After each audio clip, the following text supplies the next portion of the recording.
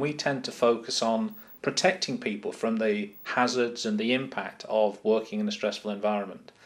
Two main divisions. One of them is the corporate work, where we provide stress resilience training to help senior staff in companies avoid becoming stressed so we don't get burnout and employee turnover.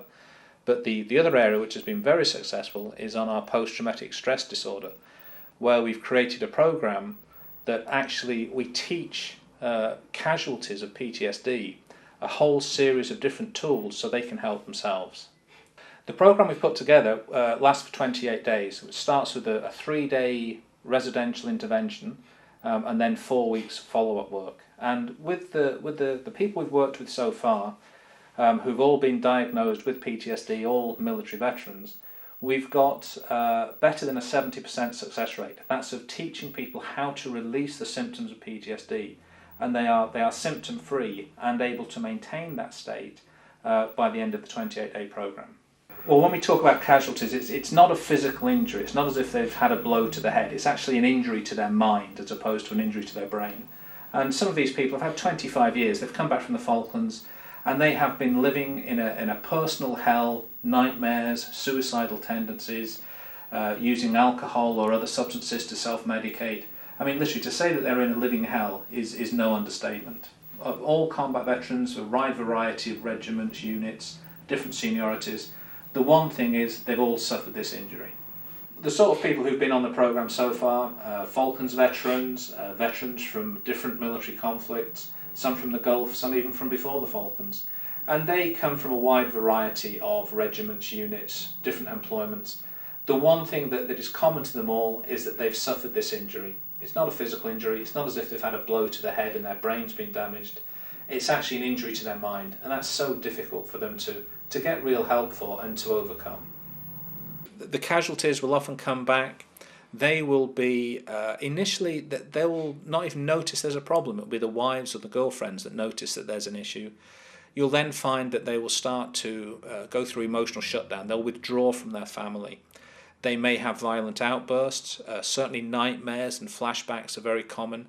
And hypersensitivity, any sort of triggering event, and you find them throwing themselves to the floor or running away out of a building for a reason they don't understand themselves. And as this gets worse, self-medication, ultimately family breakdown, and often violent crime as they lose control of themselves. P3 used the Tally, the social inclusion charity. A lot of their programs are designed around homelessness, and that's where they've had issues with a large number of the homeless are actually ex-military suffering from PTSD, which is how we actually got connected in the first place. Their aim is to reach out to those members of society who fall through the gaps, to help them get their lives back in order, to give them the tools and the coping mechanisms so that they can move forward and again become productive members of society. I believe they were the top UK charity in 2005, and in 2007 they were actually voted the Sunday Times Best Small Business to Work For. So they're a very professional organisation, and we feel very honoured to be partnering with them. So what we're doing with P3 is they've agreed to be the service provider for the training programme that we've created, and the aim is to take PTSD casualties, teach them the techniques that they need to overcome the symptoms of PTSD, and then through the existing infrastructure of P3 to help them rehabilitate, to help them get back into society, to help them once again become productive and useful members of society so they can live again.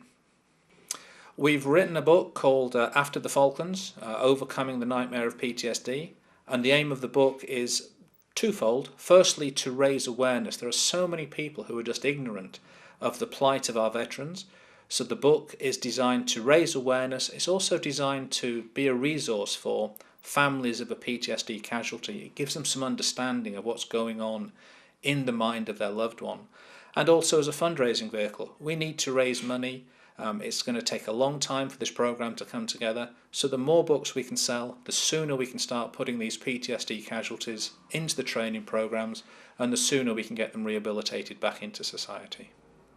Well, if you want to help, the best thing you could do would be to visit the website www.afterthefalklands.com, and there you can sign up for the newsletter. You can also download a free chapter of the book, and that chapter is the chapter that talks about the families living with PTSD. It's designed as a resource to the families of the veteran or the service person who is now suffering from this problem. And also, you can help spread the word. Visit the website, and you can then send emails to other people to let them get the free chapter, and also to help us sell the book, to raise the money we need to run these training programs. One of the things that we really would like people to be aware of is that this is not a hardcore therapy. This is a series of tools that we're training the military veterans in techniques that they can apply for themselves. It's self-help, but it's very effective, and it also takes away the stigma. Many military veterans would feel stigmatized, or they would feel that they are damaged goods because they need psychotherapy. This is a training program designed to empower them, to give them the tools so that they can help themselves overcome and release the symptoms of PTSD, so they can live again and they can manage their own lives.